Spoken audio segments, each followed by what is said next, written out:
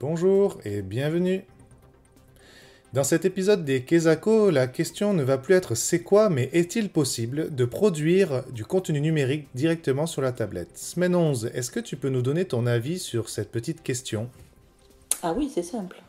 C'est presque magique avec les bonnes applications. On peut alors jeter tous ces outils-là. Plastifieuse, colle, ciseaux. Enfin non, pas jeter complètement, parce qu'on les réutilise encore. Mais on les utilise autrement, et c'est vrai moins souvent. TinyTap et Beatsboard sont les deux applications que j'utilise en ce moment. Elles sont vraiment accessibles et vraiment simples d'utilisation. Alors tu parles de deux applications et j'aimerais qu'on regarde de plus près celle qui s'appelle TinyTap. Aujourd'hui la vidéo va être un peu plus longue car je vous propose de regarder un tutoriel que vous a préparé Totorinette. Merci à elle.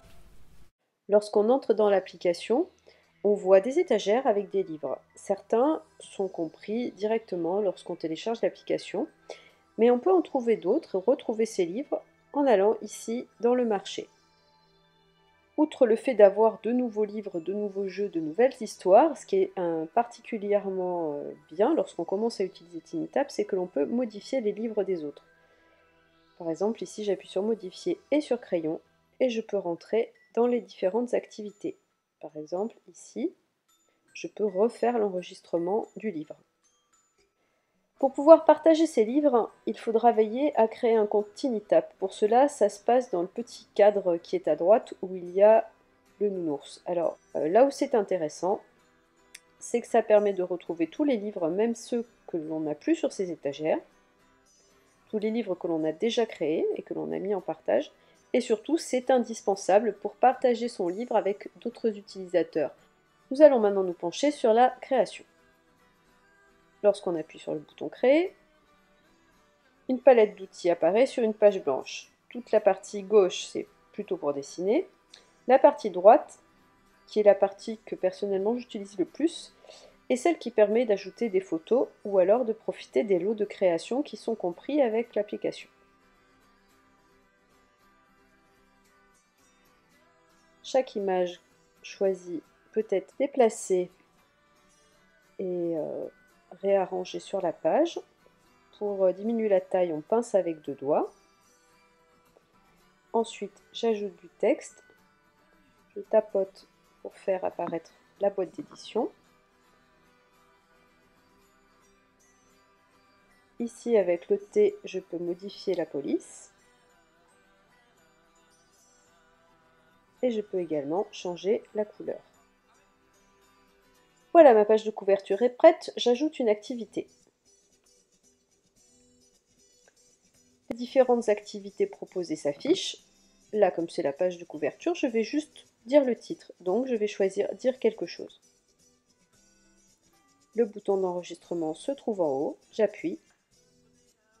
Le livre à compter des monstres. Ici, dans la petite molette, je peux paramétrer qu'il faut appuyer pour tourner la page, ou alors je peux programmer un saut de page vers un numéro de page que j'aurais déjà créé. Mais là, comme je n'ai aucune autre page, je ne peux pas le choisir. Je fais terminer. Je vais sur ma deuxième page. Même chose. Voilà, page 2.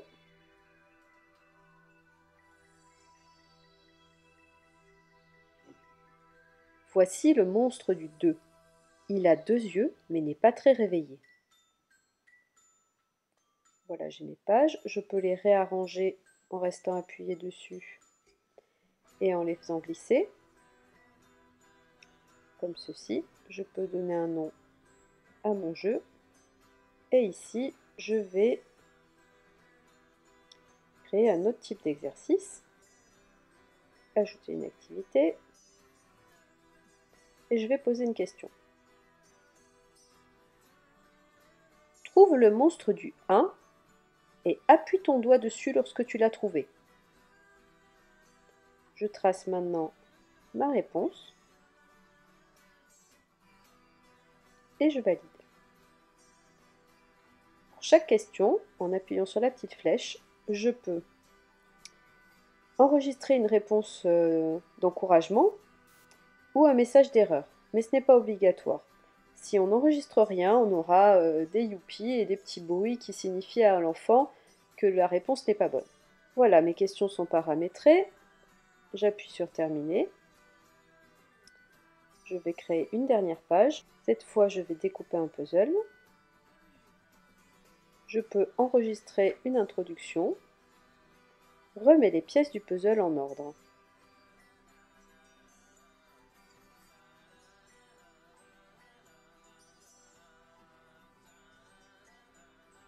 Lorsque le puzzle est tracé, je le décolle. Si je veux le supprimer ou dire quelque chose à son propos, je peux appuyer sur le petit crayon, j'ai la poubelle, j'ai un enregistrement possible.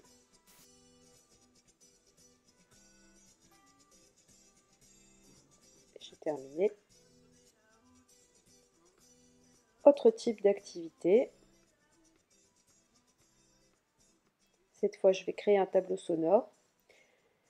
À chaque fois que je vais toucher une zone qui a été déterminée comme interactive dans l'écran, j'entendrai quelque chose. Donc je détermine d'abord ma zone. J'appuie sur plus. Voici le monstre du 1. Je continue.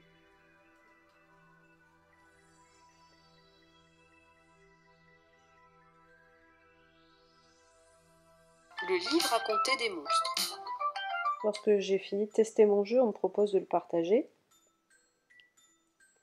Le jeu est envoyé sur les serveurs de TinyTap. Et maintenant, je peux envoyer son lien par email. J'appuie sur le petit crayon. Je peux également changer la couleur de la couverture. Et enfin, je fais terminer. Voilà pour TinyTap et merci à Totorinette. Tu nous as aussi parlé de Beatsboard, je crois. Est-ce que tu peux nous en dire un peu plus? Beatsboard va davantage correspondre à nos étiquettes. On crée des imagiers en enregistrant du son, mettant un visuel et en tapant un texte qui correspond. L'application produit une vingtaine de jeux différents à partir de ça. Alors si je comprends bien, c'est très facile de produire. Voilà, tu l'as compris Emmanuel, c'est facile, c'est ludique.